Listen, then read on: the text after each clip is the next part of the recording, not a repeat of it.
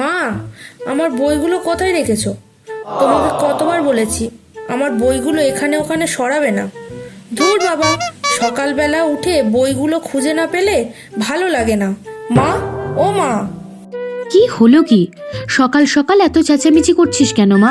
তোর তো সামনেই গানের প্র্যাকটিক্যাল এক্সাম আছে, অত চেঁচালে গলাটা যে চিড়ে যাবে। তো চেঁচাবো না তো কি করব বলো? সকালবেলায় উঠে পড়তে বসবো, তখন যদি বইয়ের জায়গায় বইটা না পাই তখন কেমন লাগে বলো তো? কেন? কাল তো আমি ঘর পরিষ্কার করে বইগুলো তোর বইয়ের তাকেই রেখেছিলাম, কোথায় গেল? দেখ, ভালো করে দেখ, ওখানেই থাকবে। তুই একবার ভালো করে খুঁজে দেখ তো। আমার অনেক কাজ আছে মা, আমি রান্নাঘরে গেলাম।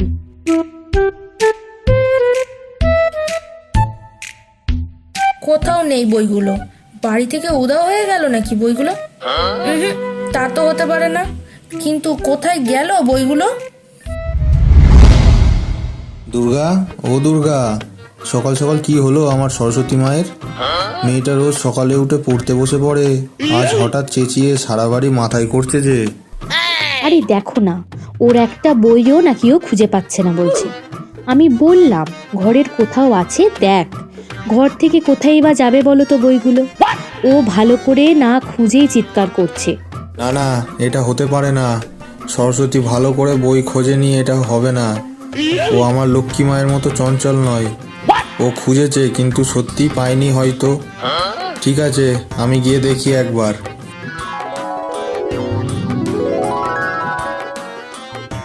কিরে মা, খুঁজে পেলি তোর বইগুলো?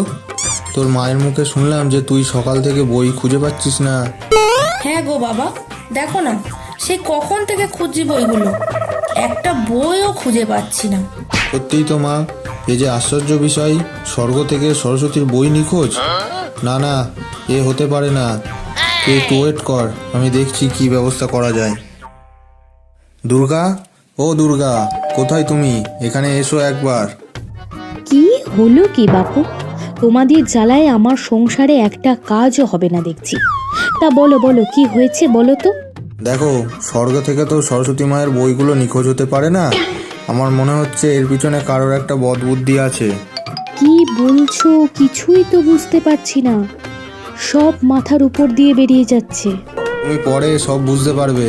তার আগে লক্ষ্মী, গনা, কাতু ওদেরকে ডেকে আনো।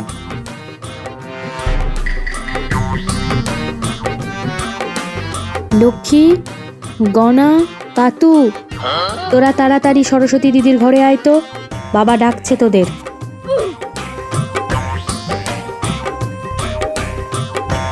কি হলো বাবা, আমাদের ডাকছো? লক্ষ্মী, গনা, কাতু, তোমাদের তিনজনকেই বলছি, সত্যি করে একটা কথা বলবে। তোমাদের তিনজনের মধ্যে কে সরস্বতী দিদির বই লুকিয়েছে?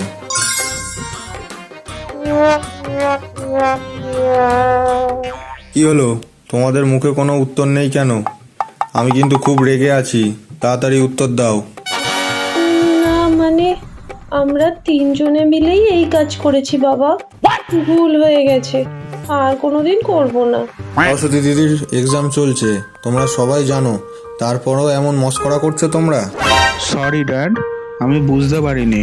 আসলে সরস্বতী দিদি রোজ সকালে ঘুম থেকে উঠে পড়তে বসে, তাই মায়ের কাছে আমরা ওর জন্য বকা খাই। দেখেছো ছেলে মেয়ের কেমন বদবুদ্ধি হয়েছে? তোমরা যে অন্যায় করেছো তার জন্য তোমাদের কঠোর শাস্তি পেতে হবে। শাস্তি? ওরে বাবা রে! হ্যাঁ, শাস্তি। আমি তোমাদের তিনজনকে চরম শাস্তি দেব, যাতে এই ভুল আর দ্বিতীয় দিন না হয়।